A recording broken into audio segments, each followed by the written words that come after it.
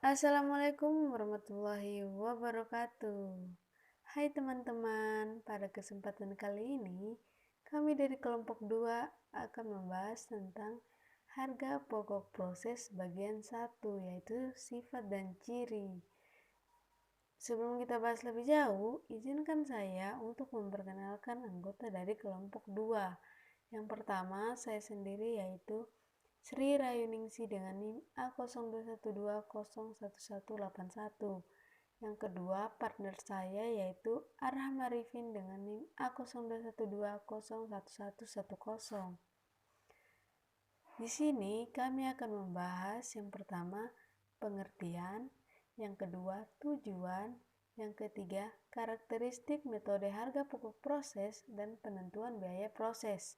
Yang keempat, perbedaan metode harga pokok proses dengan metode harga pokok pesanan. Yang kelima, informasi harga pokok proses. Yang keenam, pengaruh produk hilang, rusak, dan cacat dalam metode harga pokok proses. Yang ketujuh yaitu contoh soal. Untuk pembahasan pertama akan dibawakan oleh saya sendiri. Yang pertama, pengertian. Metode harga pokok proses adalah suatu metode pengumpulan biaya produksi yang digunakan oleh perusahaan yang melakukan produksi secara massal atau proses produksi yang berkelanjutan. Yang kedua, tujuan. Tujuan proses produksi adalah untuk mengisi persediaan yang selanjutnya akan dijual kepada pembeli. Oleh karena itu, sifat produk homogen dan bentuknya standar. Maka, kegiatan yang dilakukan akan secara kontinu atau terus-menerus. Yang ketiga, karakteristik metode harga pokok proses dan penentuan biaya proses. Yang pertama, metode harga pokok proses terbagi menjadi 6. Yang pertama, produk yang dihasilkan adalah produk standar. Yang kedua, produk yang dihasilkan dari bulan ke bulan adalah sama.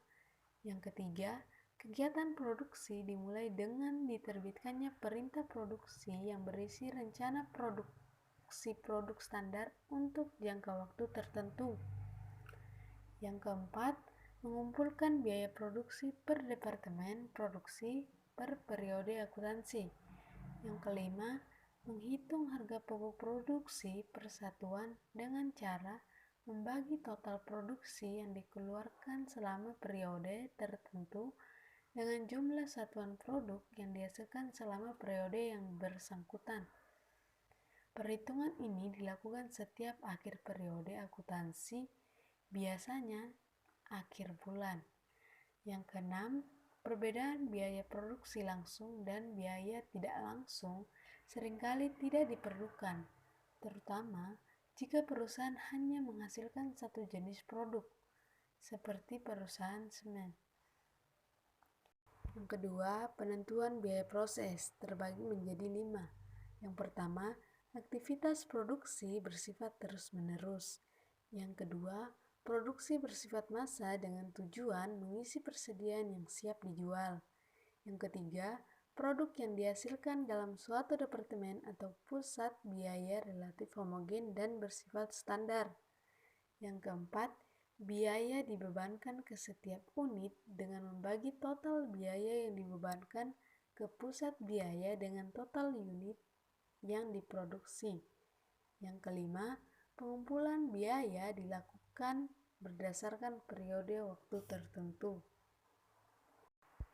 Baiklah, saya akan menjelaskan tentang perbedaan metode harga pokok proses dengan metode harga pokok pesanan. Yang pertama, pengumpulan biaya produksi. Untuk metode harga pokok pesanan yaitu ditentukan menurut pesanan. Dan untuk metode harga pokok proses yaitu ditentukan menurut per departemen produksi per produksi akuntansi. Yang kedua, perhitungan harga pokok persatuan. Untuk metode harga pokok pesanan yaitu total biaya pesanan dibagi jumlah produk yang dipesan. Dan untuk metode harga pokok proses, total biaya produksi yang dikeluarkan selama periode tertentu dibagi jumlah produk yang dihasilkan selama periode waktu tertentu. Yang ketiga, penggolongan biaya produksi. Untuk metode harga pokok pesanan, yaitu biaya produksi langsung dan tidak langsung.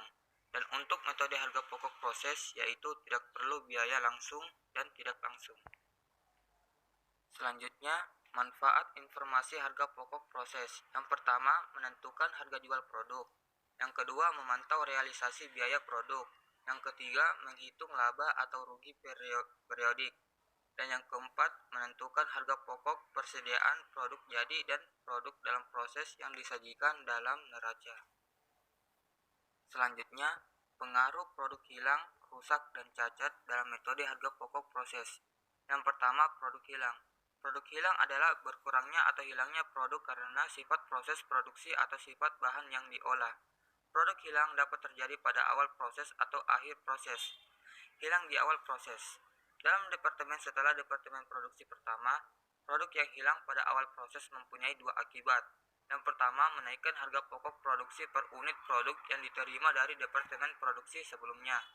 Yang kedua, menaikkan harga pokok produksi satuan yang ditambahkan dalam departemen produksi setelah departemen produksi yang pertama. Hilang di akhir proses.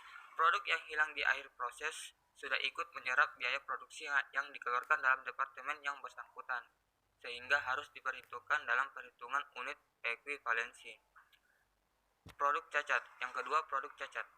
Produk cacat adalah produk yang tidak sesuai dengan standar dan masih dapat diperbaiki. Maka membutuhkan biaya perbaikan dapat berupa biaya bahan baku, biaya tenaga kerja, dan biaya overhead pabrik. Dan yang ketiga ialah produk rusak. Produk rusak adalah produk yang kondisinya rusak atau tidak memenuhi ukuran mutu yang telah ditentukan dan tidak dapat diperbaiki secara ekonomis menjadi produk yang baik. Meskipun mungkin dengan secara teknik dapat diperbaiki, tetapi akan berakibat pada biaya perbaikan yang jumlahnya lebih tinggi dibandingkan dengan kenaikan nilai atau manfaat adanya perbaikan. Contoh soal: units started in process department A 60.000, received from department A 46.000, transferred to department B 46.000, transferred to finished goods inventory 40.000, ending units in process department A direct material 100% complete, direct labor and factory overhead 40% complete, senilai 14.000. Departemen B, direct labor and factory overhead 33,3% complete, senilai 6.000. Cost atau biaya. Direct materials untuk Departemen A senilai 31.200 dan untuk Departemen B 0. Kedua, direct labor. Untuk Departemen A senilai 36.120 dan untuk Departemen B 35.700. Yang ketiga, factory overhead. Untuk Departemen A 34.572 dan untuk Departemen B 31.920.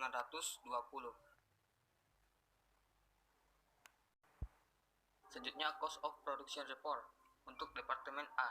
Step pertama, quantities. Units to account for terdapat satu, yaitu units started in process senilai 60.000. Yang kedua, units accounted for terdapat dua. Yang pertama, units transferred to next department senilai 46.000. Yang kedua, ending units in process senilai 14.000. Totalnya ialah 60.000. Step yang kedua ialah equivalent production. Units complete and transferred to department B, direct material senilai 46.000 dan conversion cost 46.000. Ending units in process 14.000 dikali 100% sama dengan 14.000. Itu untuk direct materials. Yang kedua ialah 14.000 dikali 40% sama dengan 5.600. Itu untuk conversion cost. Dan total equivalent units untuk direct materials ialah 60.000. Dan total equivalent units untuk conversion cost ialah 51.600. Tiga ialah cost to account for.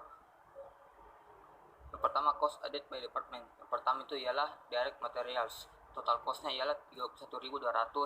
Equivalent productionnya 60.000. Dan equivalent unit costnya itu ialah $0,52. Didapat dari 31.200 dibagi 60.000. Yang kedua, direct labor.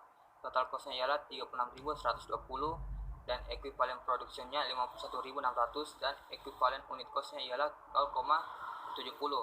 Yang ketiga, factory overhead. Total costnya ialah 34.572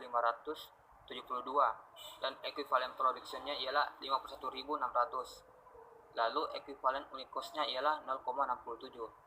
Sehingga total cost to account for, total costnya ialah 101.892 dan equivalent unit costnya totalnya ialah 1,89. Step keempat ialah cost accounted for. Pertama, transfer to next department. 46.000 dikali 1,49 dolar sama dengan 86.940. Selanjutnya, work in process inventory ending. Direct materials 14.000 dikali 0,52 sama dengan 7.280. Direct labor 14.000 dikali 40% dikali 0,70 sama dengan 3.920. Dan factory overhead 14.000 dikali 40% dikali 0,67 sama dengan 3.752. Sehingga totalnya semua ialah 14.952. Sehingga total cost accounted for ialah 86.940 ditambah 14.952 sama dengan 101.892. Step yang ketiga ialah cost to account for. Cost from preceding department yaitu transfer in 46.000 dikali 1,89 dolar sehingga total costnya ya 86.940. Lalu equivalent productionnya 46.000 sehingga equivalent unit costnya 1,89. Selanjutnya cost added by department. Yang pertama direct labor, total costnya ialah 35.700. Lalu equivalent productionnya 42.000 sehingga equivalent unit costnya ialah 0,45. Yang kedua factory overhead, total costnya ialah 31.920. Lalu equivalent productionnya 42.000 sehingga equivalent unit costnya 0,76. Lalu total cost addednya ialah 67.620. Lalu equivalent unit costnya 1,61 sehingga total dari keseluruhannya ialah untuk total cost 194.560. Lalu equivalent unit costnya 3,50 dolar. Step yang keempat ialah cost accounted for. Yang pertama transfer to finished goods inventory 40.000 dikali 3,50 dolar sama dengan 140.000. Yang kedua yang selanjutnya ialah work in process inventory ending. Cost from preceding department 6.000 dikali 1,89 dolar senilai 11.340. Yang kedua direct labor 6.000 dikali 33,3% kali 0,85 dolar sama dengan 1.700. Selanjutnya factory overhead 6.000 dikali 33,3% dikali 0,76 sama dengan 1.520 sehingga totalnya 14.560. Jadi total keseluruhannya ialah 140.000 ditambah 14.560 sama dengan 154.560. Itulah tadi hasil presentasi dari kami kelompok 2. Lebih dan kurangnya mohon dimaafkan. Wabillahi taufiq walhidayah. Wassalamualaikum warahmatullahi wabarakatuh.